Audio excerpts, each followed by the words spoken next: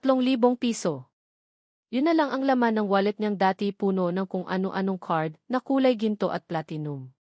Napalunok si Amer habang nakatitig sa nag-iisang 3,000 pesos na parang iyon na ang buong yaman niya sa mundo. Which, technically, was true at this very moment. Sa labas ng bus terminal ng San Rafael, nilalanghap niya ang hangin na ibang-iba sa Maynila. Amoy lupa, amoy sariwang dayami, medyo may amoy manok na naglipana, at amoy kalayaan. Hindi siya sigurado. Ang alam niya lang, kailangan niyang makalayo, at ang San Rafael ang napili niyang taguan. Her Louis Vuitton suitcase, the only expensive thing she dared to bring, disguised with cheap, nondescript cover, felt heavy beside her, not because of its contents, but because of the life she was trying to outrun. Napabuntong hininga siya. This is it, Amara Isabel Rosales. No turning back. Well, Amere na lang pala. Just Amer. Lumabas siya ng terminal, medyo naninibago sa ingay ng mga tricycle at sa init ng araw na diretsong tumatama sa balat niya. Walang air-conditioned car waiting for her, walang driver na mag-aabot ng malamig na bottled water. Just her dwindling cash, and if desperate need for a fresh, anonymous start. Naglakad-lakad siya, pinapakiramdaman ang bayan. Simple lang ang San Rafael. Mga tindahan na dikit-dikit, isang plaza na may mga naglalarong bata, at isang simbahan na mukhang kasing tanda pa ng lola niya sa tuhod. Sa bawat kanto may nagtitinda ng street food. Banana Q, kwek-kwek, fishball. Her stomach rumbled. Hindi pa siya nag-aalmusal. Pero kailangan niyang unahin ang mas importante. Trabaho. And then she saw it, isang 2-story building na gawa sa kahoy at bato, may malalaking bintana at veranda sa taas. Kusina ding onyx ang nakapinta sa itaas, sa lumang istilong singboard. Sa bintana sa baba, may nakasabit na maliit na kartolina, waitress wanted. Inquire inside. Napahinto si Amer. Parang ito na yung scene na hinihintay niya. Waitress. Kaya ko ba to? The last time she'd carried a tray, it was probably a silver one laden with champagne flutes at one of her father's galas. Pero wala siyang choice. She needed to blend in, to be someone else. Someone ordinary. Huminga siya ng malalim, pinagpagan ang suot niyang plain white t-shirt at faded jeans, mga damit na binili niya sa ukay-ukay para lang sa disgist niya. Her usually perfectly manicured nails were now short and bare. Pinusod niya ang mahaba niyang buhok into a messy bun. Okay, Amer. Act normal. Pagpasok niya sa kusina ni Onyx, amoy ng bawang, sibuyas, at kung anong masarap na ulam ang sumalubong sa kanya. The place was bustling. Lunchtime rush. May mga kumakain sa mga mesang gawa sa kahoy, mga pamilya, mga magkakaibigan, mga office workers siguro. The ambience was cozy, rustic, very Pinoy. May mga kapis lanterns na nakasabit, at mga painting ng mga tanawin sa probinsya ang nasa dingding. Nakita niya ang isang babaeng medyo may edad na, naka-apron, na abala sa pagpupunas ng mesa. Ah, excuse me po, mahinang sabi ni Amer. Napatingin sa kanya yung babae. Ay, ineng. Ano iyon? Ngumiti ito, pero may bahid ng pagtataka sa mata, parang sinusuri siya mula ulo hanggang paa. Para po sana dun sa waitress wanted na sign, sabi ni Amer, trying to sound confident, pero medyo nanginginig ang boses. Ah. Halika, dun ka sa counter. Hanapin mo si Onyx. Siya yung may-ari. Pero teka, huminto yung babae, tinitigan ulit siya. Sigurado ka, ineng? Parang di ka sanay sa ganitong trabaho, ah? Amer forced a smile. Ah, kailangan ko po talaga ng trabaho, manang. Willing po akong matuto. Oh, sige. Tita Mars na lang itawag mo sakin, sabi nito, umiti na ng mas totoo. Si Onyx, yun turo nito sa counter, kung saan may isang lalaking nakatalikod, abala sa pag-aayos ng mga resibo. Matangkad ito, naka-plain black shirt at maong pants. May hikaw na maliit sa kaliwang tenga. Nagpasalamat si Amer kay Tita Mars at dahan-dahang lumapit sa counter. She cleared her throat. Excuse me, sir. Dahan-dahang lumingon yung lalaki. And for a second, Amer felt her breath catch. He wasn't conventionally handsome in the way her city acquaintances were, no chiseled jawline or perfectly coiffed hair. But there was something intense about his eyes, dark and piercing, parang nababasa nito ang buong pagkatao mo. Medyo magulo ang buhok nito at may konting stubble sa mukha. He looked serious. Yes, tanong nito, a bit curtly. His voice was deep. Ako po si Amer. Nag-a-apply po sana ako para sa waitress position. Inabot niya ang isang pirasong papel kung saan niya sinulat ang basic information niya, walang address, walang contact number ng previous employer, just her name and a made-up story about needing work to support her studies. Which wasn't entirely a lie, she was planning to study something, someday, on her own terms. Kinuha ni Onyx yung papel, tiningnan lang saglit. Then his eyes landed on her, studying her from head to toe, much like Tita Mars did, but with more scrutiny. Parang may X-ray vision. Amer shifted uncomfortably. Experience, tanong niya, yung tingin, hindi pa rin umaalis sa kanya. Wala po, mabilis na sagot ni Amer. Pero mabilis po akong matuto. Masipag po ako. Liar, a small voice whispered in her head. Ang pinakamabigat na trabaho na ginawa niya ay ang pag-organize ng charity ball ng mommy niya. Onyx leaned back against the counter, arms crossed. He looked skeptical. Taga saan ka? Dito lang po sa San Rafael, sagot niya, trying to sound local. Thank God she researched a bit about the town. Kakauwi ko lang po galing Maynila, nagbakasyon sa kamag-anak. Another lie. Silence. Nakatitig lang si Onyx sa kanya. Amer could feel bed of sweat trickle down her temple. Ang init pala talaga dito. O baka kinakabahan lang siya. Sa kabilang dulo ng restaurant, may narinig siyang bulungan mula sa dalawang waitress na nagpupunas ng kubyertos. Uy, girl, tingnan mo yung nag-a-apply. Mukhang sosyal, di ba? Nga eh. Ang puti, parang di nabibilad sa araw. Ba't kaya mag-waitress lang yan dito sa probinsya? Baka may tinatakasan? O baka naman, alam mo na broken-hearted, tapos gustong mag-soul searching sa bukid. Narinig nila ang mahinang tawa. Amer felt her cheeks burn. Gusto niyang sumigaw na, hoy, hindi ako chismis material niyo. Pero pinigilan niya ang sarili. This was part of the ordinary life experience, right? Being judged by strangers. Onyx must have heard them too, because his eyes narrowed slightly, but his expression remained unreadable. He looked back at Amer. Alam mo, Miss Amer, he started, his voice low and serious, this place, kusina ni Onyx, it's not just a business for me. It's in my life. It's every family's legacy.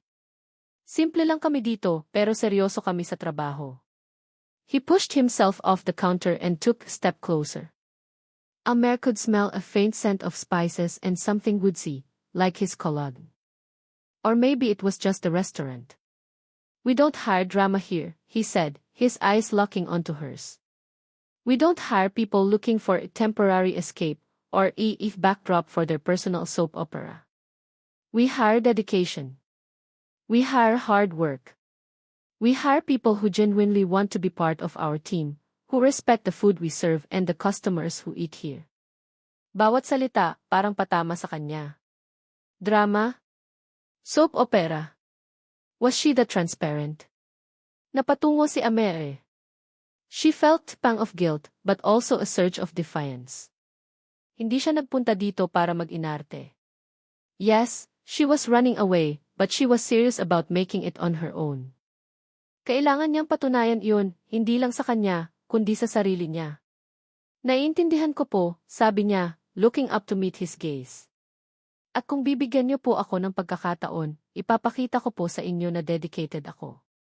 Na kaya kong magtrabaho ng maayos. There was a sincerity in her voice that even surprised herself. Onyx stared at her for a long moment, his expression unreadable. Parang may internal debate na nangyayari sa isip niya. Then, he gave a curt nod. Okay. Trial period. 1 week. Minimum wage. You start tomorrow, 6 bath, uniform will be provided. Huwag kang malalate. Relief washed over Amer, so potent na parang gusto niyang mapaupo. Talaga po? Thank you po. Thank you, Sir Onyx. Hindi niya napigilang umiti ng malapad. Don't thank me yet, sabi ni Onyx, a slight smirk playing on his lips. Baka bukas, umiiyak ka na at gusto mo nang umuwi sa inyo. Hindi po, mabilis niyang sagot, determination flashing in her eyes. Kakayanin ko po. We'll see, Onyx said, then turned back to his receipts, effectively dismissing her. Tita Mars will show you around before you leave today. Bigyan mo siya ng listahan ng damit size mo. Nakatayo lang si Amer doon for a few seconds, medyo na-stun. Ang bilis ng pangyayari. May trabaho na siya. Isang waitress sa isang maliit na karinderya sa gitna ng kawalan. Kung alam lang ng mga kaibigan niya sa Maynila, they would probably die laughing. Or die of shock. Siya. Tita Mars was beside her, a kind smile on her face. Ano, tanggap ka na raw? Congrats. Amer smiled back, genuinely this time. Opo, Tita Mars. Start na po ako bukas. Naku, mabuti naman. Kailangan talaga namin ng dagdag na tao, lalo na't papalapit na ang fiesta, sabi ni Tita Mars, habang iginagaya siya papunta sa likod, siguro sa staff area. Pero teka, yung mga kasama mo kanina, yung nagbubulungan. Nilingon ni Tita Mars, yung dalawang waitress na ngayon ay pasimpleng sumusulyap sa kanila. Hay nako, wag mo na lang pansinin yung mga yun, sina Jen at Risa. Medyo mga praning lang talaga yun sa mga baguhan, lalo na kung alam mo na. Tita Mars winked. Kung ano po, tanong ni Amer, curious. Kung maganda, Tita Mars chuckled. Pero seryoso, Ineng, mababait naman yun pag nakilala mo. Medyo territorial lang sa umpisa. Ganyan talaga dito sa probinsya, minsan, pag may bagong salta, lahat napapatingin, lahat may opinyon. Amer nodded slowly. She was starting to understand. This wasn't just about getting a job, it was about fitting into community, a small world with its own rules and dynamics. Tita Mars showed her the kitchen, which was surprisingly spacious and clean, though very busy. Mga naka-unipormeng kuok ang kumikilos ng mabilis, parang may sayaw na alam lang nila. The air was thick with the aroma of adobo, sinigang, and grilled fish. Her stomach rumbled again, louder this time. Gutom ka na, no, natatawang sabi ni Tita Mars. Halika, ipaghahain kita. Courtesy of the house para sa bagong empleyado. Nako, wag na po, Tita Mars. Nakakahiya, Amer protested, though the thought of a hot meal was incredibly tempting. Ano ka ba? Okay lang yan. Para naman may lakas ka bukas. Mahirap ang trabaho dito, pero masaya, sabi ni Tita Mars, iginaya siya sa isang maliit na mesa sa gilid. Habang kumakain si Amer ng simpleng sinigang na baboy at kanin, a meal that tasted more delicious than any fancy dish she'd had in the city, Tita Mars sat with her, telling her stories about kusina ni Onyx. It was a family-owned restaurant, passed down from Onyx's Lola. Onyx practically grew up in that kitchen. He was strict, yes, but fair. Passionate about food and about keeping his Lola's legacy alive. Si Onyx, mukha lang masungit yun, kwento ni Tita Mars, pero malambot ang puso niyan. Lalo na sa mga taong masipag at tapat. Medyo mailap lang talaga yan sa umpisa, lalo na sa mga tagalabas. Marami na kasing alam mo na, mga nag-try manloko sa pamilya nila dati. Amer listened intently. So, Onyx had his reasons for being guarded. She made a mental note, gain his trust. Show him I'm not like the others. Pagkatapos kumain, ibinigay ni Amere ang sukat ng damit niya kay Tita Mars. Bago siya umalis, Tita Mars gave her piece of advice. Ineng, kung ano man yang pinagdadaanan mo, o kung ano man yang dahilan kung bakit ka napadpad dito sa San Rafael, tandaan mo lang, lahat ng bagay may rason. At baka yung rason na yun, dito mo mahahanap. Ngumiti si Amer. Salamat po, Tita Mars. Sa pagkain at sa payo. Paglabas niya ng kusina ni Onyx, medyo gumaan ang pakiramdam niya.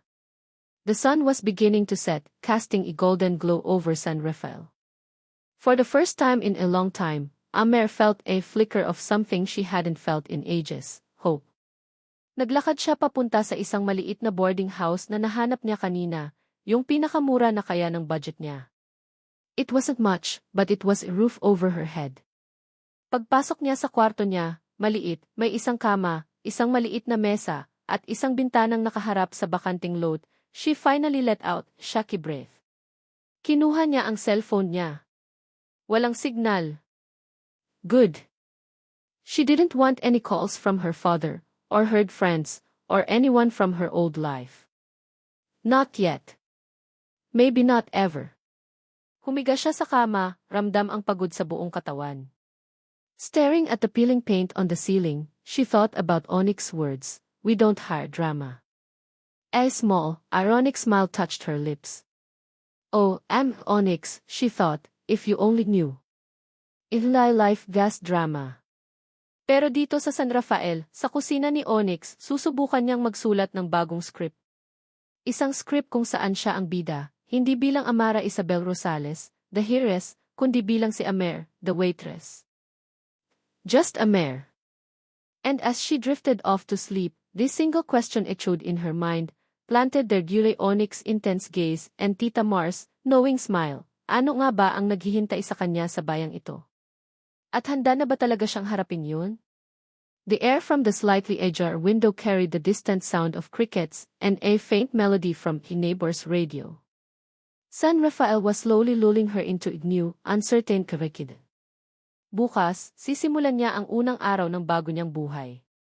At kahit may takot, may kaunting excitement na kumikiliti sa puso niya. This was her chance. She wouldn't waste it. Pero habang papalalim ang gabi, may isang imahe na pabalik-balik sa isip niya, ang seryosong mukha ni Onyx, yung mga mata niyang parang naungusap, at yung huling sinabi nito, baka bukas, umiiyak ka na. Hindi, she told herself firmly. Hindi ako iiyak. Pero deep inside, teeny voice whispered, sana nga. The intrigue of what tomorrow would bring, and the challenge laid down Yesai, the enigmatic owner of Kusina ni Onyx, was a cliffhanger Amer herself was eager to see unfold. Alas 5 pa lang ng umaga, gising na si Amere. Pinilit niyang matulog ulit pero yung kaba at excitement, nag-uunahan sa dibdib niya. First day. First day ng bago kong buhay. Bumangon siya, naligo ng malamig na tubig, walang heater sa bago niyang tinitirhan, syempre, at sinuot ang plain t-shirt at kupas na maong na inihanda niya. Dinampot niya ang maliit na supot ng skyflakes at isang boteng tubig. Breakfast of champions, sabi nga. Pagdating niya sa kusina ni Onyx, saktong 5:55 de. Madilim pa sa labas, pero sa loob ng kusina, may ilaw na at may mga tao nang kumikilos. Nakahinga siya ng maluwag. Good, hindi ako late. Magandang umaga po, bati niya sa isang matandang lalaki na nagwawali sa labas. Umiti lang ito. Pagpasok niya, si Tita Mars agad ang sumalubong sa kanya, may hawak na puting uniforme, isang simpleng white blouse, black pants, at isang itim na apron. Oh, Amere, andyan ka na pala. Sakto, ito yung uniform mo. Magbihis ka na dun sa maliit na sihi sa likod. Tapos, halika dito, tuturuan kita sa mga unang dapat mong gawin. Amere smiled gratefully. Salamat po, Tita Mars. Ang bait talaga nito. Paglabas niya, suot na ang uniforme, pakiramdam niya, ibang tao na siya. The apron felt like a shield, or maybe a costume for her new role. Pinusod niyang maigi ang buhok niya. Okay, Tita Mars. Ready na po ako. Ang unang oras ay puro paghahanda. Tinuruan siya ni Tita Mars kung paano mag-set up ng mga mesa, kung saan nakalagay ang mga kubyertos, baso at tissue. Tinuruan din siya kung paano gumawa ng kape, yung brewed, hindi yung instant. Medyo nanibago siya. Sa bahay nila, isang pindot lang sa Nespresso machine, okay na. Dito, kailangan tantyahin. Nagsimula nang dumating ang ibang staff. Nandyan na sina Jen at Risa, yung dalawang waitress na narinig niyang nagbubulungan tungkol sa kanya kahapon. Inisyan sila ni Amere. Good morning. Jan, a thin girl with heavily penciled eyebrows, just gave her once over and mumbled, morning. Si Risa naman, medyo chubby at maingay, ay tiningnan siya mula ulo hanggang paa. Uy, ang aga mo ah. Akala ko, first day, pabebe ka pa. Amer just kept her smile. Gusto ko po kasing matuto agad. Yes, tingnan natin, sabi ni Risa, tapos nag-smirk kay Jen. Dumating si Onyx bandang 6 oras 30 minuto diretso ito sa kusina, walang imik. Ni hindi man lang tumingin sa direksyon ni Amer. Okay, suplado mode pa rin si boss, isip ni Amer. Focus lang, Amer. Work. Nagsimula ang breakfast service. Sa una, pinatayo lang si Amer ni Tita Mars sa gilid para mag-observe. Pinapanood niya kung paano kumilos sina Jen at Risa, mabilis, sanay na sanay. Kung paano nila kinukuha ang order, kung paano sila nakikipag-usap sa customers, kung paano nila dinadala yung mga tray na puno ng pagkain. Mukhang madali. Okay, Amere, subukan mo nang kumuha ng order sa table 3, sabi ni Tita Mars, itinuturo ang isang mesa na may 2 matandang babae. Kaya mo yan. Amer took deep breath. Kaya ko to, lumapit siya sa mesa, dala ang maliit na notepad at ballpen. Good morning po. Welcome to kusina ni Onyx. Ready na po ba kayong umorder? She tried to sound cheerful and professional. Yung 2 matanda, nginisyan siya. Ay, bagong mukha. Ang ganda mo namang bata, sabi ng isa. Namula si Amer. Salamat po. Naging maayos naman ang pagkuha niya ng order. Tapsilog para sa isa, longganisa para sa isa pa. Isinulat niya ng maayos. Pagbalik niya sa counter para ibigay ang order slip sa kusina, nakasalubong niya si Jen. Hoy, wag mong sanain yang mga customer na nakikipagchismisan ka, ha? Sabi ni Jen, medyo mataray. Trabaho natin dito mag-serve, hindi mag-purr. Ah, hindi naman po. Nag-order lang sila, sagot ni Amere, medyo nagulat sa tono ni Jen. Whatever, Jen rolled her eyes and walked away. Amer sighed inwardly. Okay, ito na yung sinasabi ni Tita Mars. The morning rush was manageable. Nakailang table din si Amer. May mga konting sabit, minsan, nakakalimutan niyang ulitin yung order, o kaya naman ay medyo matagal siyang makabalik para sa additional request. Pero all in all, she felt she was doing okay. Until lunchtime. Dumagsa ang tao. Biglang naging parang palengke ang kusina ni Onyx. Ang ingay, ang daming order, ang daming kailangang asikasuhin. Si Tita Mars, abala sa pag-assist sa kusina. Si Onyx, nasa counter, minsan tumutulong mag-bus out ng tables. Sina Jen at Risa, parang mga kidlat na gumagalaw. At si Amer, medyo natataranta na. Amer. Table 5, follow-up sa sinigang nila, sigaw ni Risa mula sa kabilang dulo. Amer. Water for table 2, utos naman ni Jen, dumaan lang sa tabi niya. She was trying her best, really. Pero yung mga paa niya, parang hindi sanay sa ganitong katagal na tayuan at lakaran. Her back was starting to itch. At yung mga order, parang naghahalo-halo na sa isip niya. Then it happened. May isang malaking pamilya sa table 7, mga 6 sila. Kakakuha niya lang ng order nila, medyo komplikado. 4 na klase ng ulam, extra rice, iba-ibang inumin. Hawak niya yung malaking tray na may 6 na baso ng iced tea. Maingat siya, pero habang papunta siya sa mesa nila, biglang may sumagi sa siko niya. Ay! Kasunod noon, yung nakakabinging tunog ng mga nababasag na baso at yung malamig na likido na tumapon, hindi lang sa sahig, kundi sa damit ng isang customer, isang babaeng medyo mataba at mukhang high blood. Amer froze. Nanlaki ang mata niya. Lahat ng tao napatingin. Parang nag-slow motion ang lahat. Yung babaeng natapunan, napatayo, sumisigaw. Ano ba yan? Ang clumsy-clumsy mo naman, miss. The iced tea had drenched the front of her floral dress. Naku, ma'am, sorry po. Sorry po talaga. Amer was mortified.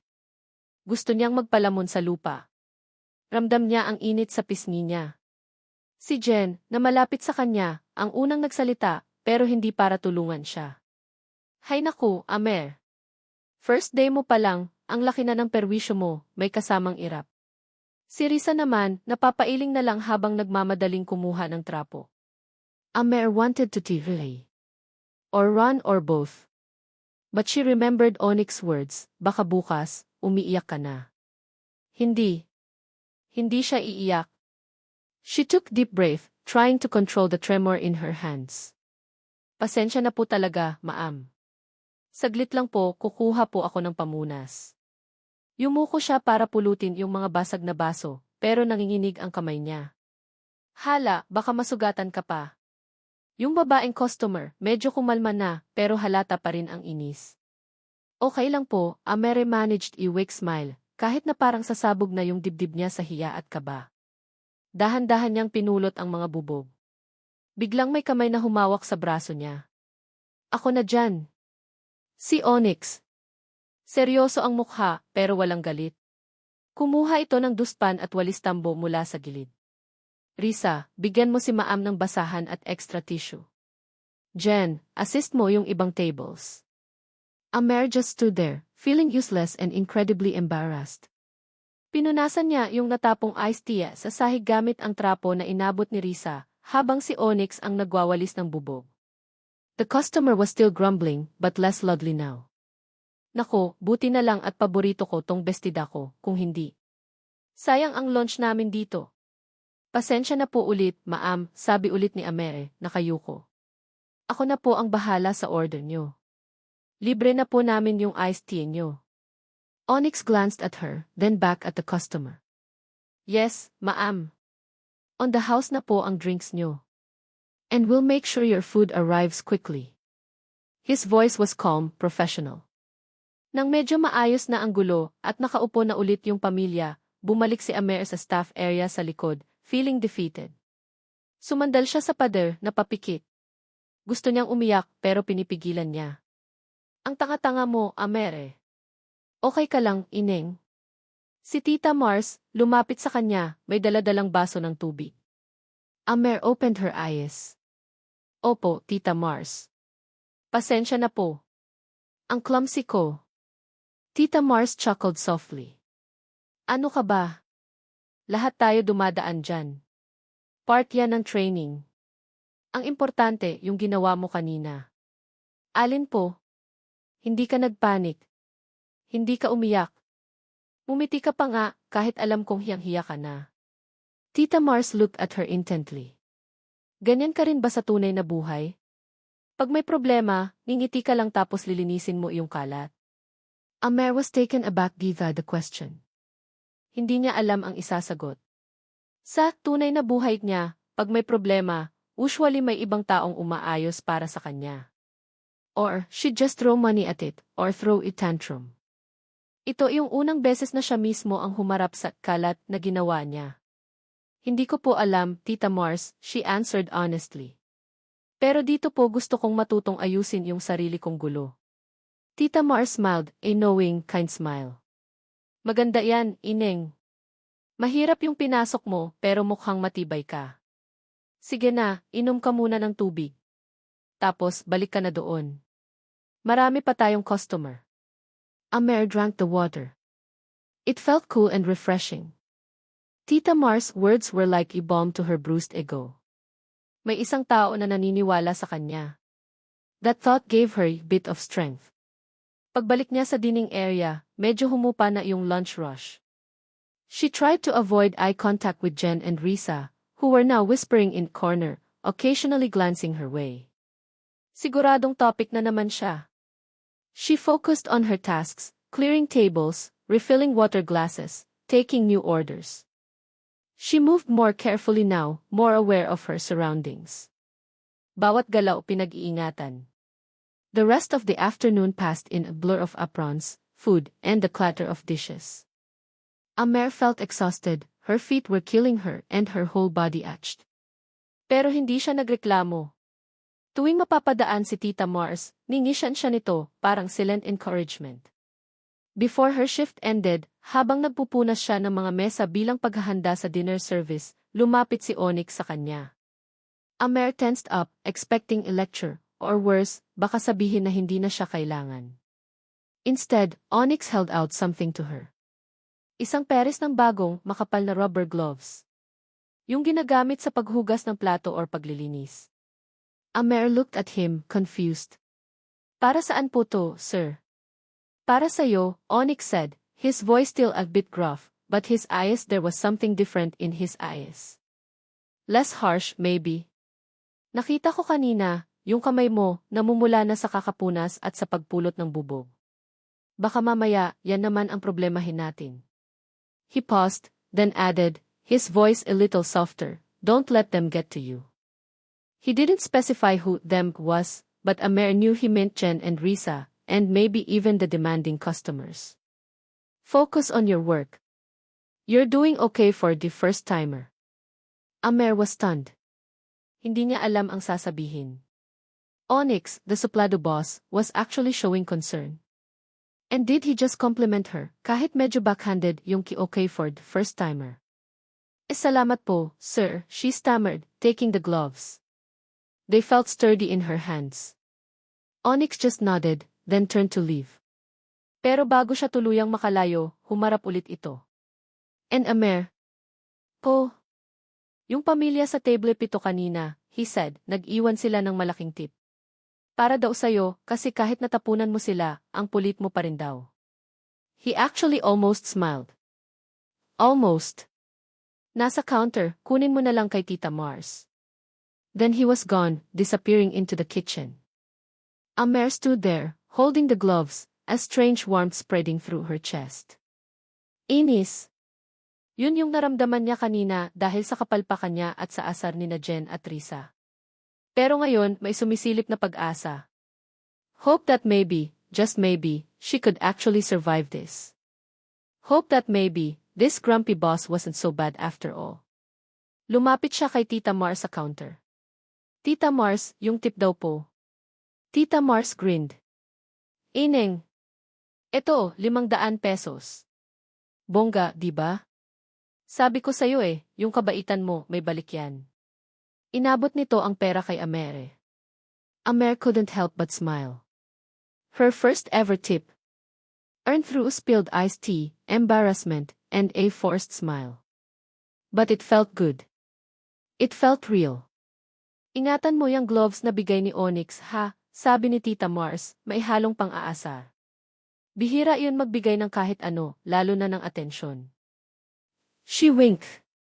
Amer felt her cheeks warm again, but for a different reason this time. Attention. Napansin siya ni Onyx. Hindi lang yung pagkakamali niya, kundi pati yung pagpupursigi niya. Her first day was disaster, but it wasn't a total loss. She learned a lot. She made a friend in Tita Mars. And she got the attention, however small, of her enigmatic boss. Pag-uwi niya sa boarding house, pagod na pagod pero may ngiti sa labi. Humiga siya sa kama, hindi na ininda ang sakit ng katawan. Niyakap niya yung gloves na bigay ni Onyx. It was a small gesture, but for Amer, who was starved for genuine kindness, it meant a lot. Maybe Tita Mars was right. Maybe there was reason she ended up in San Rafael. And maybe, just maybe, that reason was starting to unfold. One clumsy step, one spilled tray, and one unexpected act of kindness at the time. The honesty from the day's trials was still there, dull etch in her muscles and a slight sting to her pride. But the pag-asa was brighter now, filled with Tita Mars, unwavering support and Onyx's surprising, almost gentle, acknowledgement. Bukas, panibagong araw na naman. At kahit ano pa ang mangyari, haharapin niya yun. With her apron on, and maybe, with her new gloves too. Lumipas ang ilang linggo. Unti-unti, nasasanay na si Amer sa buhay waitress. Hindi na siya kasing clumsy ng dati, at medyo kabisado na niya ang menu at ang pasikot-sikot sa kusina ni Onyx. Yung paa niya, medyo manhid na sa maghapong tayuan, pero yung puso niya, parang mas nabubuhay. Si Jen at Risa, ganun pa rin. May mga patutsada pa rin paminsan-minsan, lalo na pag napapansin nilang pinupuri ni Tita Mars si Amere, o pag nakikita nilang si Onyx mismo ang kumakausap dito. Ay, special treatment ang peg, bulong ni Jen minsan, sapat lang para marinig ni Amere. Baka type ni boss, sagot naman ni Risa, may kasamang hagikik. Amere learned to ignore them. Masaya siya sa ginagawa niya, at yun ang importante. She was slowly earning her place, not as cheeky socialite in disguise, but as Amer, the hard-working waitress. Tita Mars remained her rock. Tuwing lunch break, sabay silang kumakain at si Tita Mars hindi naubusan ng kwento tungkol sa San Rafael, sa mga tao dito at minsan tungkol kay Onyx. Alam mo, Ineng, sabi ni Tita Mars isang araw, habang kumakain sila ng leing, si Onyx, pag may nagustuhan yan, todo bigay yan. Sa trabaho, sa pagkain, siguro pati sa alam mo na. Tita Mars winked. Amer just smiled, trying to hide the slight blush creeping up her neck. Hindi niya alam kung bakit, pero pag si Onyx ang topic, parang may kung anong kumikiliti sa tiyan niya. Kilig. Impossible. Onyx, for his part, remained mostly serious and focused. Pero napapansin ni Amere ang maliliit na pagbabago. Minsan, nahuhuli niya itong nakatingin sa kanya habang nagtatrabaho siya, hindi yung tingin na parang binabantayan kung magkakamali siya, kundi parang inoobserbahan lang. Minsan, pag nagkakasalubong sila, tumatango na ito, o minsan, may kasama pang tipid ng ngiti. Maliit na bagay, pero para kay Amere, malaking bagay yun. One Saturday, the restaurant was unusually packed. May malaking grupo ng mga turista na galing Parao sa Manila, nag-book ng reservation for 30 people. Plus, yung regular weekend crowd. The kitchen was a war zone. Si Chef Benny, yung head chef na medyo may edad na at laging high-strung, ay parang sasabog na sa stress. Faster, faster. Yung sinigang ng table 12, asan na? More rice for table 5. Risa, Jen, Amer. Bilisan nyo ang pag-clear ng tables. Dumarating na yung next batch, sigaw ni Onyx mula sa counter, trying to manage the chows. Amer was running on adrenaline. Dala-dala niya ang isang tray na puno ng plato ng kare-kare, crispy pata, at pinakbet, trying to navigate the crowded dining area. Ang init, ang ingay, pero may kakaibang saya siyang nararamdaman. She felt useful. Needed. Then, disaster struck. Si Chef Benny. Nahimatay, sigaw ng isa sa mga kitchen helper. Nagkagulo ang lahat. Mabilis na pumasok si Onyx sa kusina. Si Tita Mars, sumunod. Amer, Jan, and Risa were left in the dining area, trying to calm the increasingly impatient customers. Yung order namin, 1 oras na, reklamo ng isang lalaki. Nasaan na yung manager dito? Tanong naman ng isa pa. Amer saw the panic in Jen's and Risa's eyes. Kahit sila, hindi alam ang gagawin. The kitchen was the heart of the restaurant, and their head chef was down. Lumabas si Onyx mula sa kusina, bakas ang pag-aalala sa mukha. Okay, Tita Mars is attending to Chef Benny. Tatawag na rin ako ng ambulansya. Pero yung mga order. He looked around, his gaze falling on the docket full of pending orders, lalo na yung sa malaking grupo ng turista. We might have to tell them we can't tea. Amer's mind raced. Hindi pwedeng masira ang reputasyon ng kusina ni Onyx dahil lang dito. She remembered the countless hours she spent watching Tita Mars and Chef Benny in the kitchen, the way they moved, the way they cooked with passion. She remembered the recipes Tita Mars would casually share with her during their breaks. Hindi siya kasing galing ni Chef Benny, pero... Sir Onyx, Amer found herself saying, her voice surprisingly steady. Ako po. Kaya ko pong i-handle yung mga order ng turista. Alam ko po yung mga recipe nila. Everyone stared at her. Jan and Risa looked at her as if she'd grown a second head. Si Onyx, tinitigan siya, parang sinusuri kung nagsasabi siya ng totoo o nagbibiro lang. Amer, this is not the time for... Seryoso po ako, sir, Amer insisted, looking him straight in the eye. I can do it, ituro niyo lang po sa akin kung nasaan yung mga ingredients. I've watched Chef Benny prepare these dishes many times. I know the adobo, the sinigang, the laying. I can manage. There was a fire in her eyes, a determination that Onyx hadn't seen before. He remembered her first day, how clumsy she was, how she almost cried over spilled iced tea. But this Amer in front of him now, she was different. He looked at the desperate faces of his customers, then at the chows in his kitchen. He was running out of options. Sigurado ka? He asked, his voice low. Opo, Amer said, with a firm nod. Onyx took deep breath. Okay. CJ. Ipakita mo. He turned to the remaining kitchen staff. Tulungan niyo si Amere. Lahat ng kailangan niya, ibigay niyo.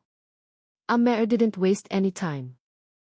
She tied her apron tighter, washed her hands thoroughly, and stepped into the heart of the kitchen. It felt right. She scanned the order slips for the big group: adobong manok sa gata, sinigang na hipon, laying, pinakbet, and lechon kawali. Mga paborito niyang lutuin, yung mga natutunan niya sa lola niya, yung mga comfort food niya nung bata pa siya. She started giving instructions to the kitchen helpers, her voice clear and calm, despite the storm raging inside her. Kailangan ko ng bawang, sibuyas, luya, ginayat na. Yung hipon, pakihanda na. Yung gata, asan? The kitchen staff, initially hesitant, started to move, surprised by her confidence. Onyx stood by the kitchen entrance, watching her.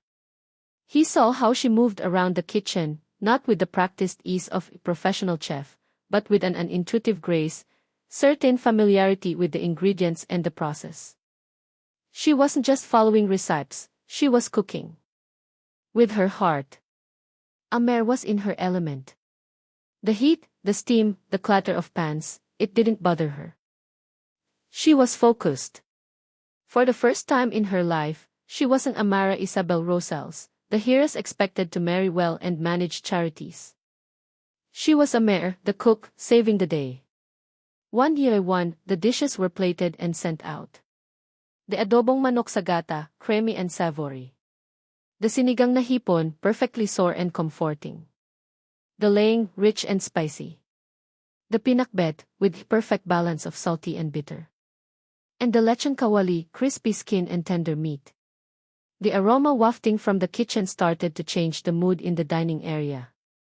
The grumbling customers slowly quieted down as the food arrived at their tables.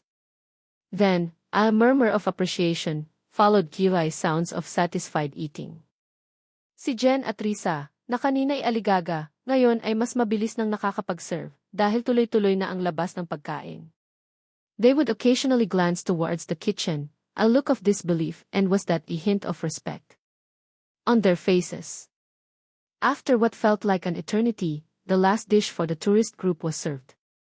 Amere leaned against a stainless steel counter, her legs weak, her face flushed, her apron stained with various sauces, but triumphant smile on her face. She did it. Tita Mars, who had returned after ensuring Chef Benny was stable and on his way to the hospital, rushed to her side. Ineng! Grabe ka! Sabi ko na nga ba, may tinatago kang galing eh. She hugged Amere tightly. Ang sarap daw ng luto mo, sabi nung mga taga-Maynila. Pinapatawag ka nga nila eh. Amere felt a wave of emotion.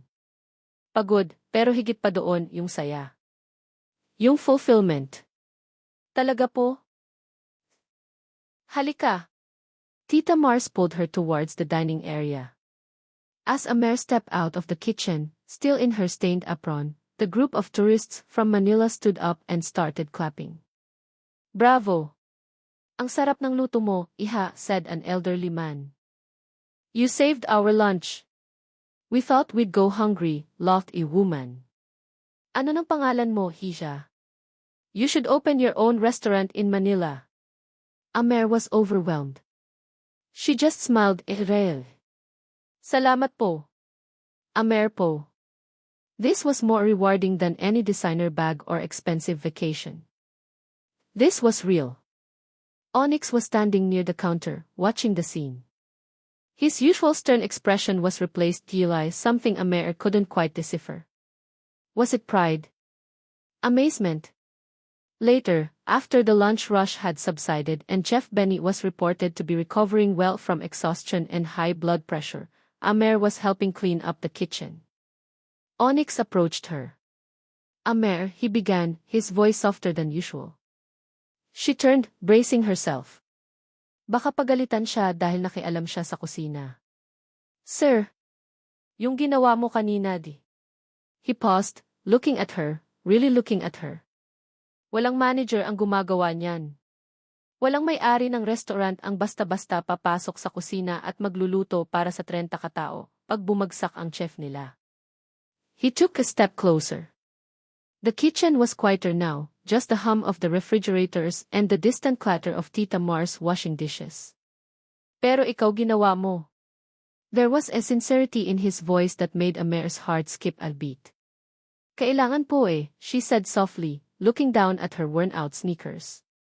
Ayoko pong masira yung kusina ni Onyx dahil lang sa isang aberya. Hindi lang yun, Onyx said. Nakita ko kung paano ka gumalaw sa kusina.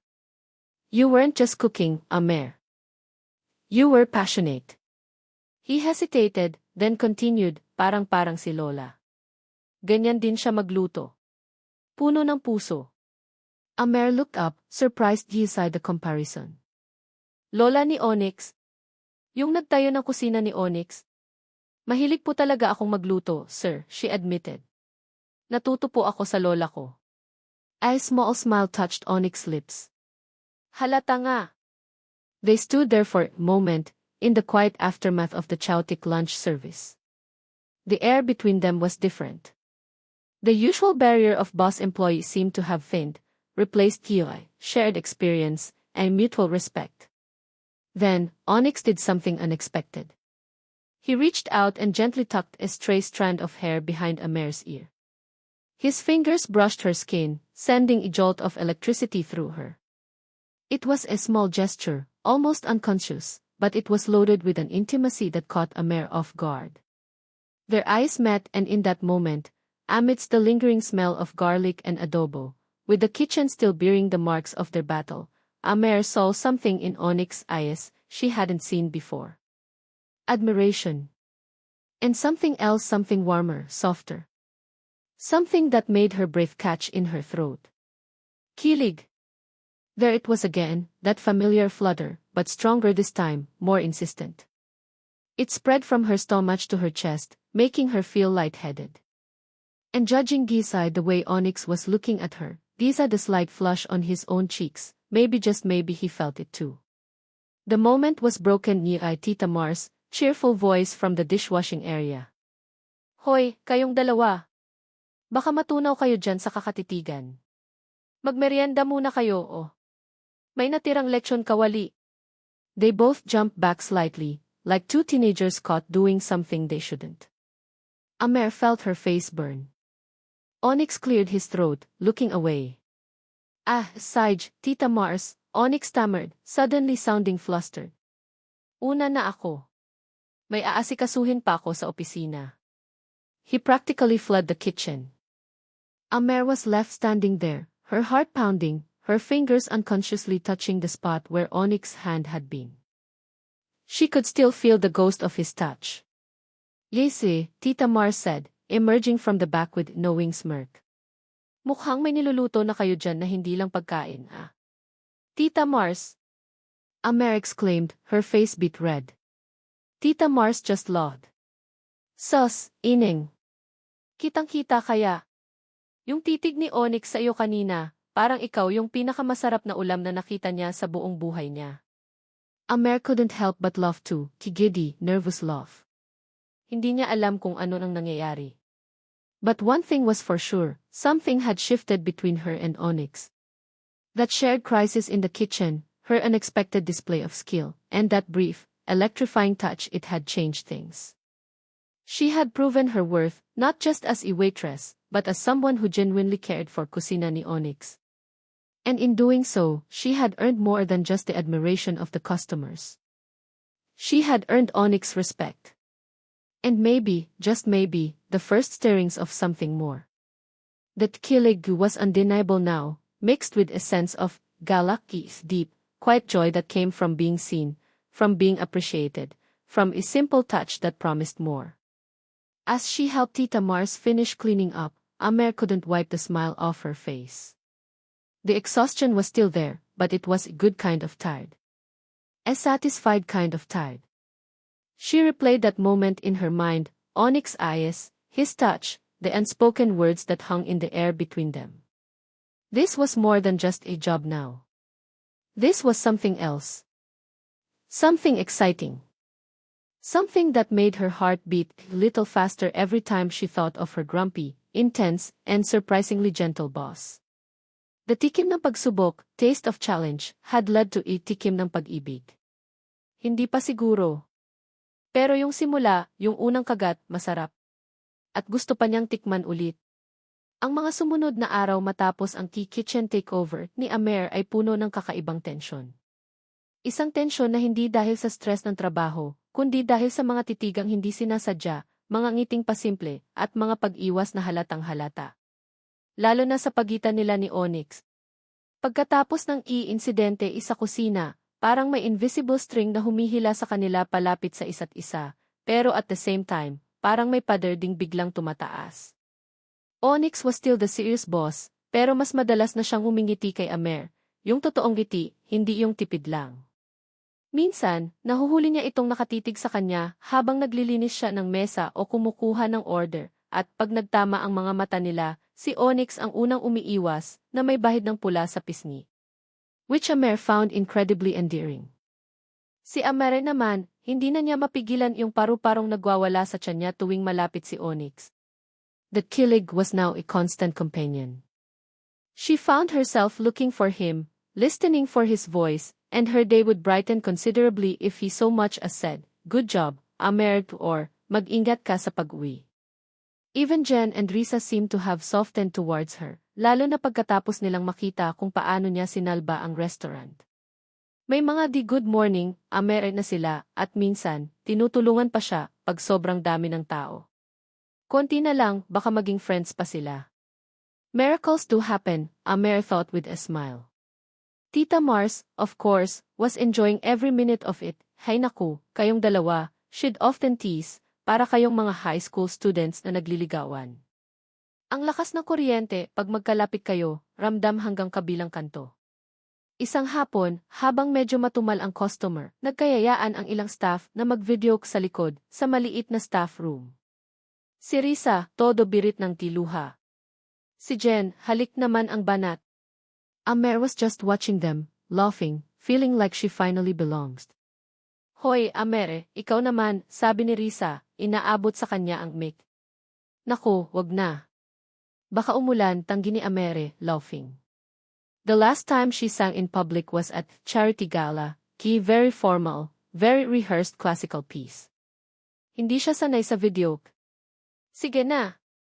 Kahit isang kanta lang, pamimilit ni Tita Mars. Napatingin si Amer kay Onyx na tahimik lang na nakaupo sa isang sulok, nagbabasa ng dyaryo pero halatang nakikinig. Onyx looked up and met her gaze. He gave a small, encouraging nod. Okay, fine. Kinuha ni Amer ang mic. Anong kakantahin niya? Bigla niyang naalala ang isang lumang sexy song na paborito ng yaya niya dati.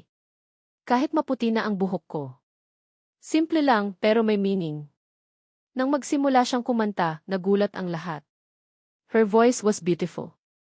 Malambing, may tamang tono at puno ng emosyon. Hindi yung biritera style, pero yung klase ng boses na hahaplos sa puso mo.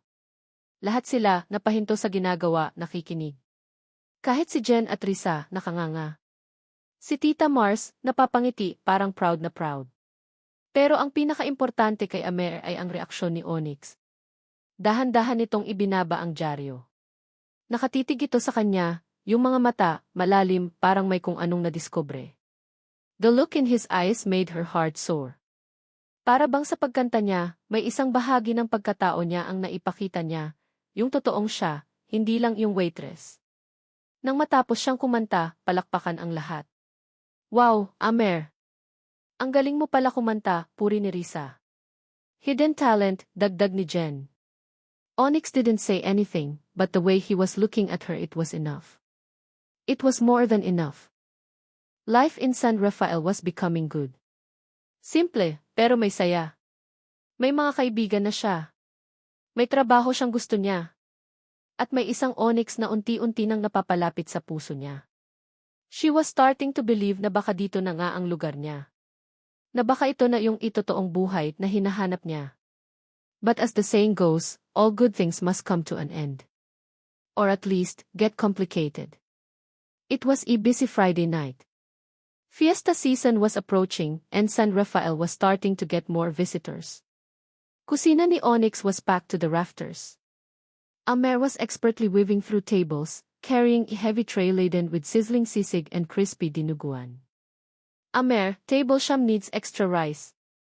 Onyx called out from the counter, a hint of a smile on his face as he watched her work. Coming right up, sir, she called back, winking playfully. She delivered the food to a group of noisy men, then turned to go back to the kitchen. As she passed the table near the entrance, a woman's voice, sharp and familiar, cut through the din. Oh, my God! Amara Isabel? Is that you?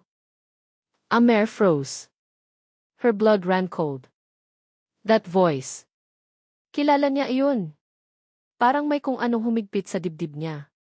Dahan-dahan siyang lumingon. Nakaupo sa mesa, kasama ang ilang babae na halatang mga taga-Maynila rin base sa ayos at mga branded na bag, ay si Tiffany Chua. Isa sa mga frenemist niya sa alta sosyedad ng Maynila. Yung tipo ng babae nang ingitian ka sa harap pero pagtalikod mo, sisiraan ka. Tiffany's perfectly sculpted eyebrows were raised in disbelief, her lipstick mouth agape. Amara Isabel Rosales? What in the world are you doing here dressed like that?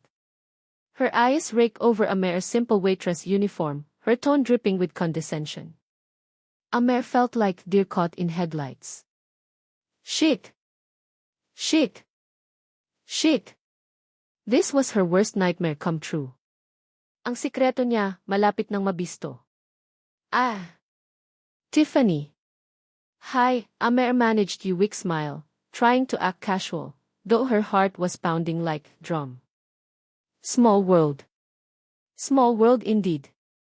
Tiffany shrieked, attracting the attention of nearby tables. Akala ko ba nasa Europe ka for the soul-searching trip? Yun ang sabi ng daddy mo sa last party ni Senator. Pero ano to? Nag-waitress ka dito sa Indies canteen? She wrinkled her nose as she looked around kusina ni Onyx. Amer felt her cheeks burn with humiliation. Yung mga kasama ni Tiffany, nagbubulungan na at pasimpleng kumukuha ng picture gamit ang mga cellphone nila. Si Jen at Risa, na malapit lang, napatigil sa ginagawa, mga mata nila, bilog na bilog sa gulat. It's a long story, Tiffany, Amer said, trying to keep her voice even.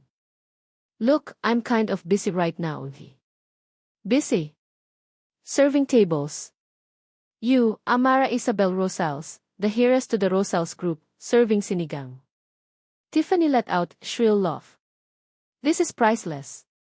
Wait till tell everyone back in Manila. Magiging headline ka sa society pages. Amer wanted the ground to swallow her whole. This was a disaster. A full-blown, 5-alarm disaster. Onyx, who had heard the commotion, was now walking towards them, his face thundercloud. Is there a problem here? He asked, his voice dangerously low. Tiffany turned her gaze to Onyx, looking him up and down dismissively. And who are you? The manager of this establishment. I'm the owner, Onyx said, his eyes narrowed. And I don't appreciate the staff being harassed. Your staff? Tiffany scoffed, then looked at Amer with mock pity. Oh, Amara, darling. How the mighty have fallen. From T-Penthouse suit to this. Kawawa ka naman. She turned back to Onyx. Do you even know who she is? This waitress of yours. Anak lang naman siya ni Don Ricardo Rosales. Yung may-ari ng Rosales Group of Companies.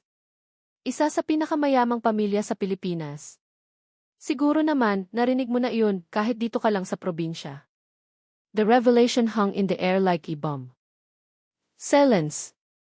You could hear it pin drop in kusina ni Onyx. Amer looked at Onyx. His face was unreadable, but she saw a flicker of something in his eyes, confusion, disbelief, and then something that looked like betrayal. Napaiwas siya ng tingin. Tita Mars, who had rushed over, looked shocked. Jen and Risa were openly gaping. Even the customers were silent, all eyes on Amer. Anak ng Rosales Group yan, di ba? Bulong ng isa sa mga kasama ni Tiffany, loud enough for everyone to hear. Nakita ko na iyan sa mga magazine. Kaya pala parang familiar yung mukha niya. Pero bakit siya nag-waitress dito? The whisper started, spreading like wildfire. Amer felt trapped, exposed. The anonymity she had cherished in San Rafael was shattered. Onyx's gaze was still fixed on Amer. He didn't say anything, but his silence was deafening. Amer could feel his disappointment, his anger. "Tiffany, please," Amer pleaded, her voice trembling. "Can we not do this here?"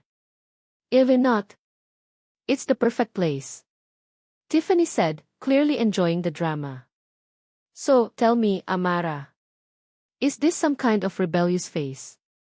Or na-disown ka na ng daddy mo? Kaya ka napadpad dito sa ahem kusina?" Amer couldn't take it anymore. Tears pricked her eyes. She turned and fled, running towards the staff room, away from the judging eyes, away from Tiffany's malicious glee, away from Onyx's piercing stare. She could hear Tita Mars calling her name, but she didn't stop. Pagdating niya sa staff room, isinara niya ang pinto at sumandal dito, humihingal, nanginginig. The tears finally fell, hot and fast. It was over. Her secret was out. Her new life, the life she was starting to love, was ruined. Maya-maya, may kumatok. Si Tita Mars. "Amer. Ineng. Buksan mo to, mag-usap tayo." Amer slowly opened the door. Tita Mars' face was full of concern. "Okay ka lang?" Tita Mars asked gently, leading her to a chair.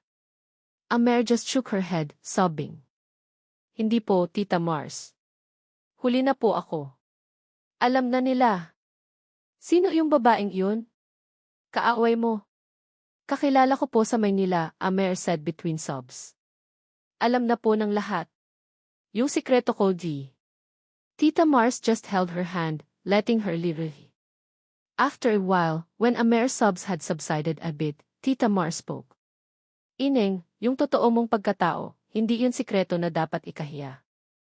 Nagulat kami. "Pero yung Amere na kilala namin dito sa kusina, yung masipag, yung mabait, yung magaling magluto, totoo yun, di ba?" Amer nodded, wiping her tears. "Opo. Pero si Sir Onyx galit po siya." "Magugulat yun, sigurado," Tita Mars said. "Pero galit? Hindi ko alam. Mas mabuting kausapin mo siya." But Amer was too scared, too ashamed to face Onyx. Anong sasabihin niya? Naniloko niya ito. Naginamit niya ang kusina ni Onyx para sa sarili niyang idrama. Yun mismo yung sinabi ni Onyx na ayaw niya. The rest of the evening was a blur. Amer stayed in the staff room, unable to face anyone. Tita Mars brought her food, but she couldn't eat. All she could think about was Onyx's face, the look of betrayal in his eyes. When her shift was supposed to end, she slipped out the back door, hoping to avoid Onyx. But he was there, waiting for her beside the alley, leaning against the wall, arms crossed, his face grim. "Amer," he said, his voice flat, devoid of any warmth.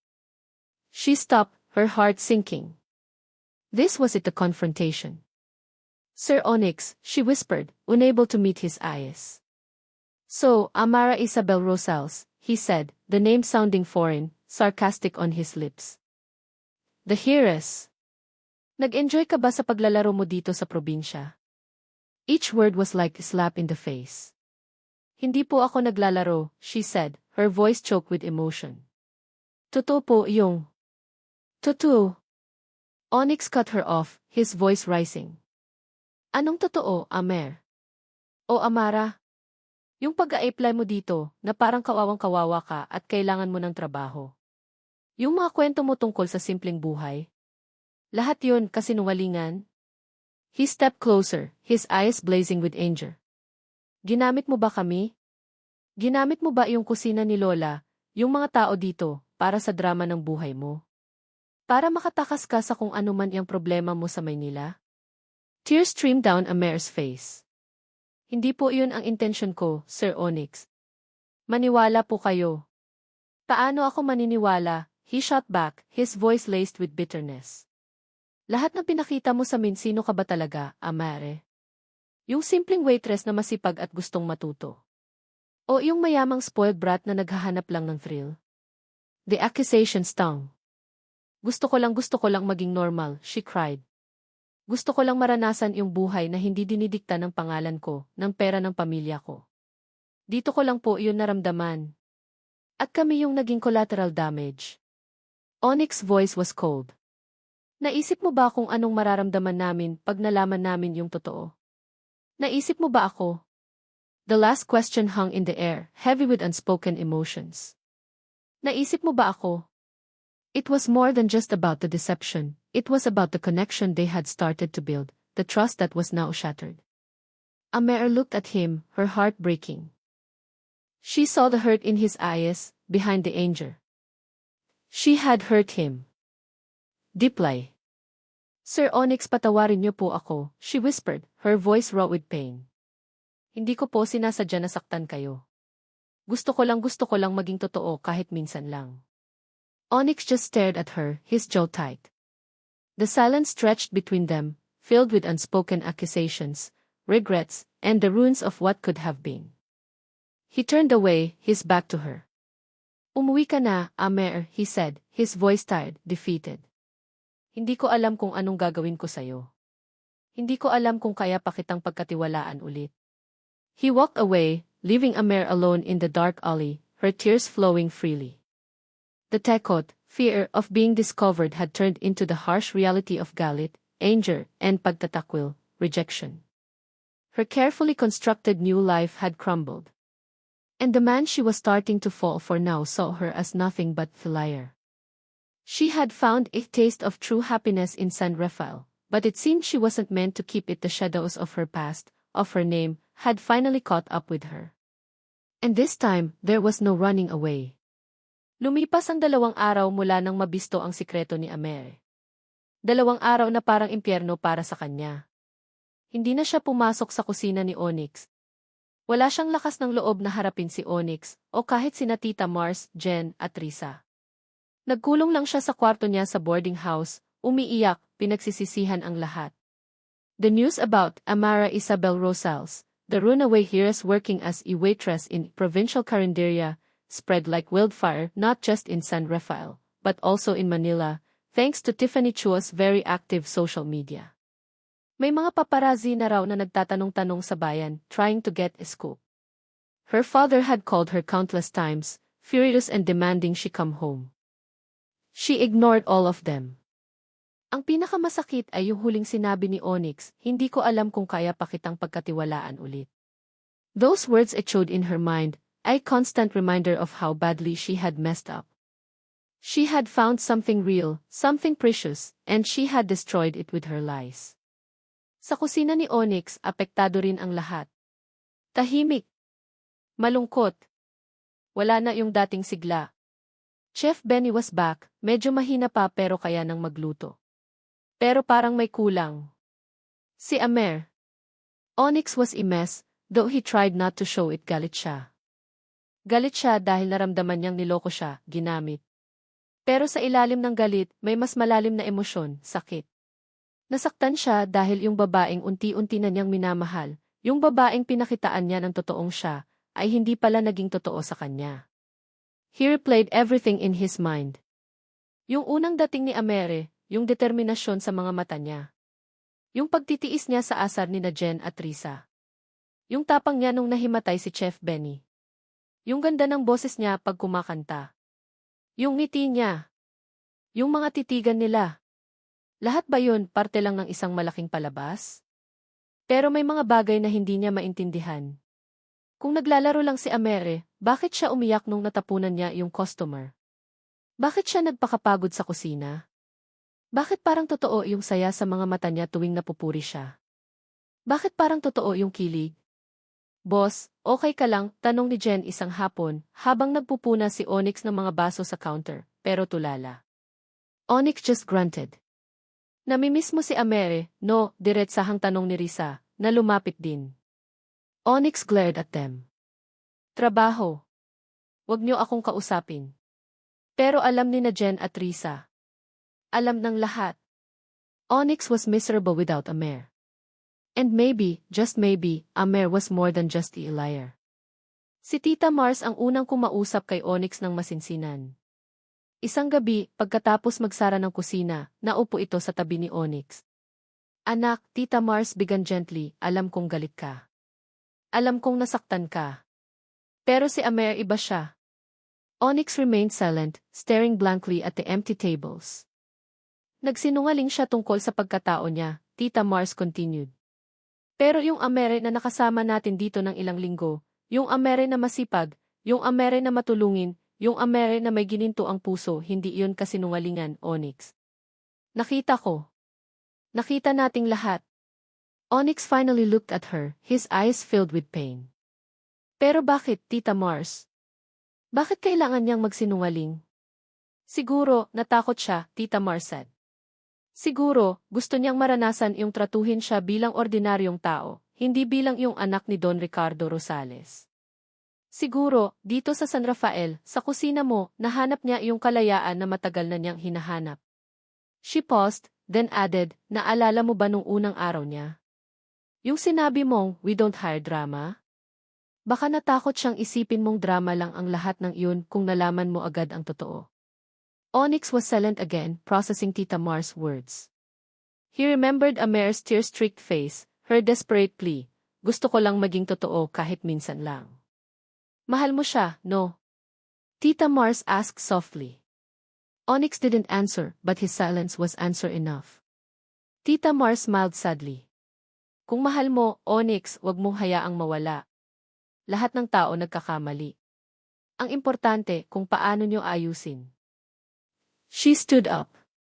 Pag hindi mo siya hinabol, Onyx, baka hindi lang siya ang manghinayang. Baka ikaw din. At baka may isa pang manghihinayang. Yung kusina ni Lola. Kasi, sa totoo lang, Onyx, si Amere parang siya yung nawawalang sangkap sa lugar na to. Tita Mars' words hit Onyx hard. Parang siya yung nawawalang sangkap. He thought about it simula nung dumating si Amer, parang mas sumigla ang kusina. Mas dumami ang tawa. Mas gumaan ang trabaho. Kahit siya, mas napapangiti. The next day, Onyx sought out Jen and Risa. Kayong dalawa, he said, anong masasabi niyo tungkol kay Amer? Yung totoo. Nagkatinginan sina Jen at Risa. Boss, Jen started, nung una, inis kami sa kanya. Kasi parang anghel yung itsura, tapos ang clumsy. Akala namin pa-victim lang. Nga, boss, Risa added. Pero nung tumagal nakita namin, iba siya. Hindi siya maarte, kahit halatang sanay sa yaman. Nagtitiis siya. Gusto niyang matuto. At yung pagtulong niya nung nahimatay si Chef Benny, grabe yun, boss. Kung hindi dahil sa kanya, baka nagsara na tayo nung araw na yun. At saka, boss, Jen said, I little the really, parang masaya ka, pag nandyan siya. Onyx listened, his heart heavy. Lahat sila, nakita yung kabutihan ni Amere. Siya lang ba yung nabulag ng galit at pride? He remembered her confession that she loved cooking, that she learned from her Lola. He remembered the passion in her eyes when she talked about food. He remembered her beautiful voice when she sang, her dive smiles, the way her eyes would light up. Those things couldn't have been faked. Pagsisisi. Yun yung unti-unting gumapang sa puso ni Onyx. Pagsisisi dahil hinusgahan niya agad si Amere. Pagsisisi dahil sinaktan niya ito. Pagsisisi dahil baka sa sobrang galit niya, nawala na yung chance niyang makasama ito. He had to do something. He had to talk to her. He had to tell her what he truly felt. That evening, a storm was brewing. The AKV was dark, and a strong wind was blowing. Onyx knew he couldn't wait any longer. Kinuha niya ang payong niya at lumabas ng kusina. Naglakad siya papunta sa boarding house ni Amer. He found her sitting beside her window, staring out at the raging storm, her face pale, her eyes red from crying. The room was small and bare, a stark contrast to the life she was accustomed to, and yet, she chose to stay here. Really? Amer, he called softly from her doorway, which was slightly ajar. She jumped, startled, and turned to him. Her eyes widened in surprise, then filled with a fresh wave of tears. Is Sir Onyx, she whispered. Anong ginagawa niyo dito? Kailangan nating mag-usap, he said, stepping into the room. The wind howled outside, rattling the window panes. Rain started to pour heavily. Wala na po tayong dapat pag-usapan, sir, Amer said, looking down. Alam ko na po. Galit kayo. At karapatan niyo pong magalit. Aalis na rin naman po ako. Babalik na po ako sa Maynila. Her voice was flat, defeated. Onyx's heart clenched. Aalis na siya. No, he couldn't let that happen. Hindi, he said, his voice firm. Hindi ka aalis. He walked closer to her, until he was standing right in front of her. He could see the pain in her eyes, the hopelessness. And it broke his heart. Amer, he said, his voice softer now, filled with an emotion he could no longer deny. Patawarin mo ako. Amer looked up, shocked. Po, bakit po kayo humihingi ng tawad? Dahil laging tanga ako, Onyx said, his eyes pleading. Dahil hinusgahan kita agad. Dahil sinaktan kita. Nagalit ako. Pero mas nangingibabaw yung takot na baka mawala ka. The rain outside intensified, lashing against the window, as if mirroring the storm of emotions inside the small room. Hindi ko alam yung buong kwento mo, Amer, he continued. Hindi ko alam kung bakit ka umalis sa inyo. Pero alam ko, yung Amare na nakilala ko dito, yung Amare na nagpatibok ng puso ko, totoo siya. He reached out and gently cupped her face, his thumbs wiping away her tears. Manhid ako, Amer. Torpe. Pero wag mo namang isipin na hindi ko naramdaman yung nararamdaman mo. Amer was speechless, tears still flowing, but this time, they were tears of disbelief, of hope. Sir Onyx. Onyx na lang, he said, a small smile gracing his lips. At mahal kita, Amer. Mahal kita, hindi dahil waitress ka, o dahil anak ka ng Rosales. Mahal kita kasi ikaw ka. Yung matapang, yung masipag, yung may gininto ang puso, yung magandang kumanta, yung masarap magluto. Yung Amere na minahal ko. And then, he did what he had been wanting to do for weeks. He leaned in and kissed her. It wasn't a gentle, hesitant kiss like the one he imagined. It was a kiss full of longing, of regret, of desperation, of a love that had been denied for too long. The storm outside raged, but in that small room, in that kiss, there was only them. Amer responded with equal fervor, her arms going around his neck, pulling him closer. All the pain, the misunderstandings, the fear, they all melted away in that kiss. This was real. This was what her heart had been yearning for. When they finally broke apart, breathless, they just looked at each other, their foreheads touching. That Kilig was back, 1,000 times stronger, a tidal wave of emotion that left them both weak and exhilarated. Onyx, Amer whispered, her voice thick with emotion. Mahal din kita. A sob escaped her lips, but it was a sob of relief, of happiness. Akala ko galit ka na sakin habang buhay. Onyx held her tighter. Paano ako magagalit sa'yo ng matagal kung ikaw yung nagpapasaya sakin? He kissed her forehead, then her nose, then her lips again, a softer, sweeter kiss this time. Pero yung pamilya ko di. Amer started, a shadow of doubt crossing her face. Hindi nila to matatanggap. Si Daddy G. Onyx looked into her eyes, his gaze steady and reassuring. Haharapin natin sila. Haharapin natin ang lahat. Basta magkasama tayo. He smiled. Besides, baka, pag natikman ni Don Ricardo, yung adobo mo, baka siya pa ang maghatid sa'yo dito sa kusina araw-araw. Amer loved, the genuine, happy love that Onyx had missed so much. Sira, she playfully smacked his arm. The rain outside had softened to a gentle drizzle. The storm had passed. And in its wake, a new beginning. Finally, Amer whispered, her eyes shining as she looked at Onyx. Finally, someone saw me, not the name behind me, not the money. Just me. Onyx smiled, his heart full. Nakita kita, Amer. Matagal na. Natutorpe lang talaga ako.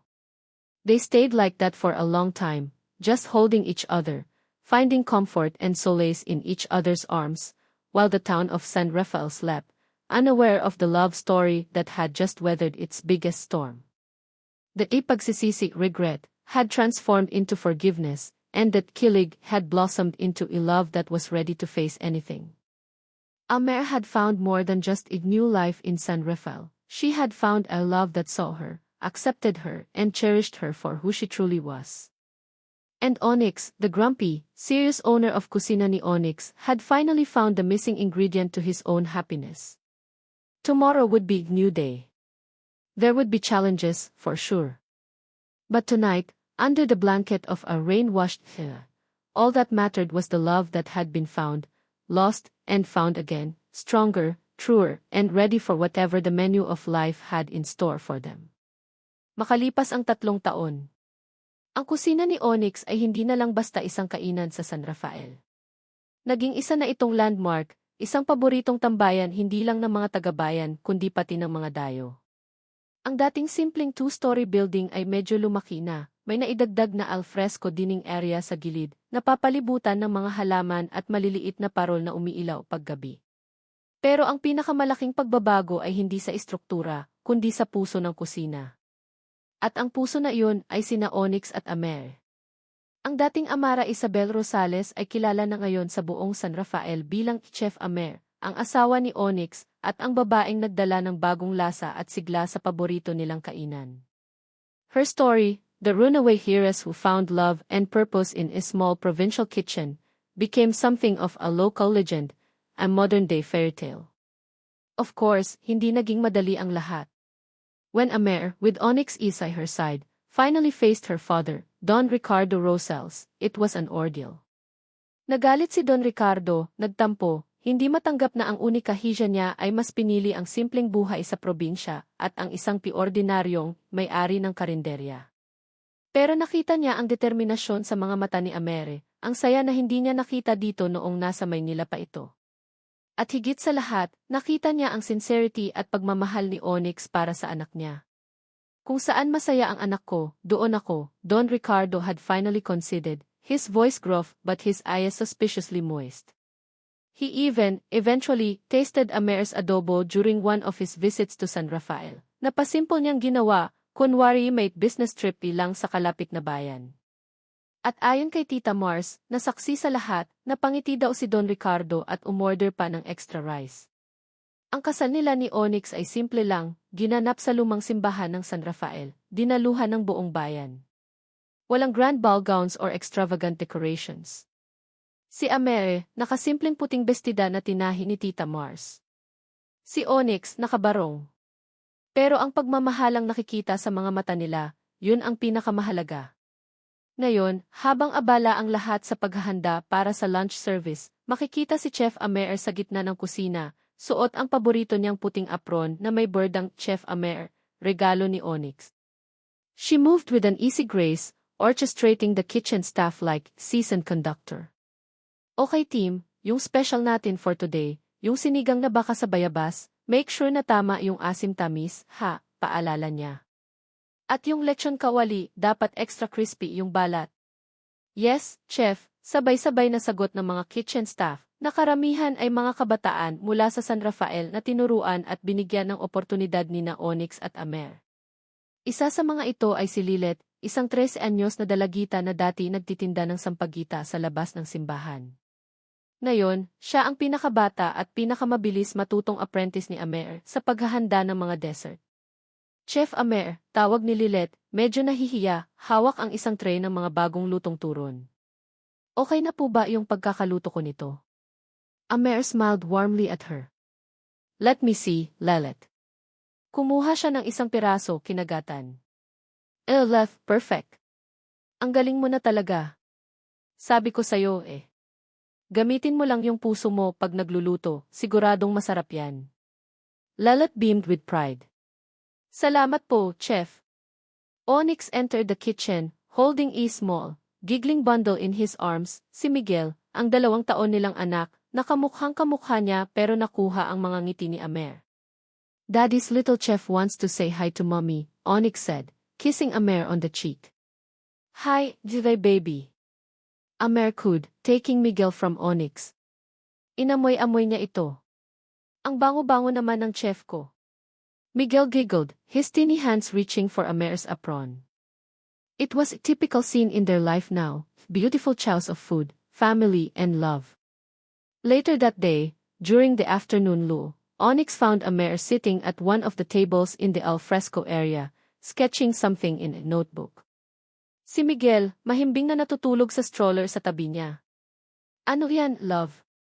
Onyx asked, sitting beside her and wrapping an arm around her shoulders. New dessert ideas, Amer said, showing him her sketches.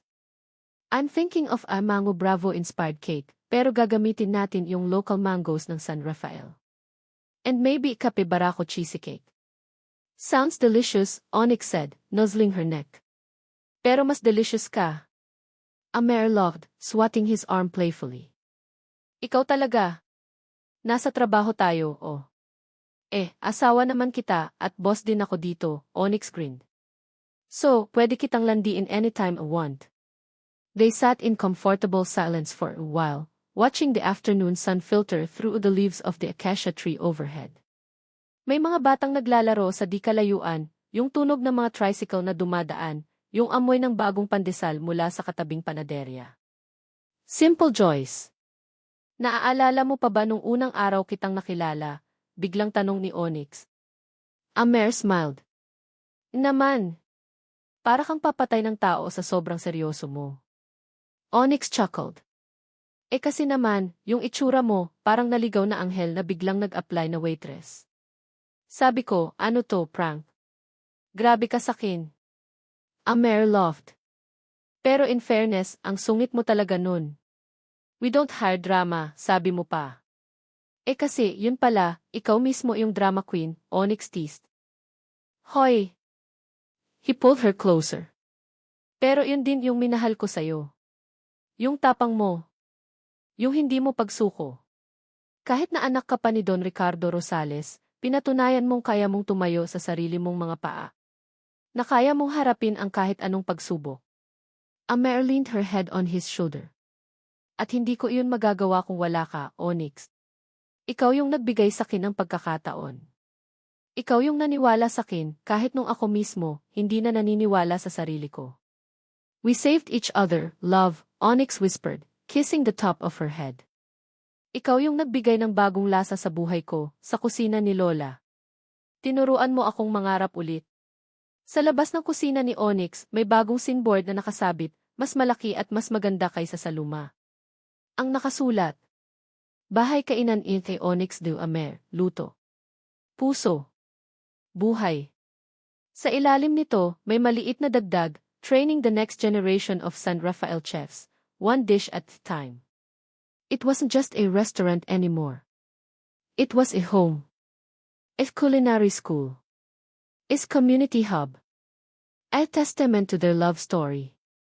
That evening, after the last customer had left, and the staff had gone home, Onyx and Amer were in the kitchen, sharing a quiet meal together, yung natirang sinigang na baka sa bayabas at mainit na kanin. Si Miguel, tulog na sa kwarto nila sa taas ng restaurant. Alam mo, sabi ni Amer, minsan, iniisip ko, anong mangyayari kung hindi ako napadpad dito sa San Rafael? Kung hindi ako nag-apply sa kusina mo? Onyx held her hand across the table. Di, hahanapin kita. Kahit saang sulok ka pa ng mundo magtago, hahanapin kita. Kasi ikaw yung itinadhana para sakin. Cheesy, pero totoo. Amer's eyes welled up. Ang sweet mo naman, Jimmy suplado. Natutunan ko sa'yo, Onyx winked. They finished their meal, then started cleaning up together, just like they used to when Amer was still just a waitress. The simple, shared tasks felt intimate, comforting. Thank you, Amer, Onyx said softly, as they stood beside the sink, washing dishes. For what? For choosing me. For choosing this life. For giving me Miguel. For everything. Amer turned to him, her eyes shining with love. No, Onyx. Thank you. For seeing me. For loving me, flaws and all. For giving me a home, a family, and a purpose. He dried his hands and pulled her into an embrace, right there in the middle of their beloved kitchen. The silence was filled only by the gentle hum of the refrigerator and the sound of their heartbeats, perfectly in sequence. Menu ng buhay natin, love, Onyx whispered, punong-puno ng pagmamahal. At marami pang special of the day na darating, Amer added, smiling up at him. He kissed her, a long, sweet kiss that tasted of home, of forever, of a love story cooked with passion and served with a whole lot of heart. Sa likod ng apron, sa kusina ng probinsya, nahanap nila ang lahat. Kaligayahan, pagmamalasakit, at isang pag-ibig na handa ng buo, para sa isa't isa, at para sa komunidad na minahal sila. The lights of Bahay Kainan ni Onyx at Amer glowed warmly in the San Rafael night, beacon of hope, love, and delicious food. And inside, your family found their happily ever after, one recipe, one shared dream, at a time. Mga minamahal kong mambabasa. Una sa lahat, mula sa kaibuturan ng aking puso, maraming salamat sa inyong pagsubaybay sa kwento ni na Amere at Onyx sa isalikod ng apron, pag-ibig sa kusina ng probinsya. Bawat kabanata na inyong sinamahan, bawat emosyon na inyong naramdaman kasama sila, ay isang malaking karangalan para sa akin. Ang inyong oras at atensyon ay isang regalong hinding-hindi ko malilimutan. Habang isinusulat ko ang kwentong ito, para akong naglakbay kasama sina Amere at Onyx. Naramdaman ko ang kaba ni Amere sa kanyang pagtakas, ang kanyang determinasyon na magsimula muli, at ang unti-unting paghilom ng kanyang puso. Naramdaman ko rin ang pagiging seryoso ni Onyx, ang kanyang pagmamahal sa kanyang kusina, at ang dahan-dahang paglambot ng kanyang puso para kay Amere. Bawat kilig, inis, takot, at pag-asat nila ay naging bahagi na rin ng aking sistema. Masasabi kong, para akong nagluto ng isang espesyal na putahe, maingat na tinimplahan ng iba't ibang emosyon, at inihain ng may pagmamahal. Kung mayroon man akong nais na maibahagi at maiwan sa inyong mga puso mula sa kwentong ito ay ang ilang simpleng aral. Una, ang katotohanan sa sarili. Tulad ni Amere, minsan kailangan nating maglakbay palayo o sumubok ng bago para matagpuan ang tunay nating pagkatao, malayo sa mga inaasahan ng iba. Huwag matakot na hubarin ang mga apron ng pagkukunwari at ipakita kung sino ka talaga. Pangalawa, ang halaga ng pangalawang pagkakataon. Lahat tayo ay nagkakamali.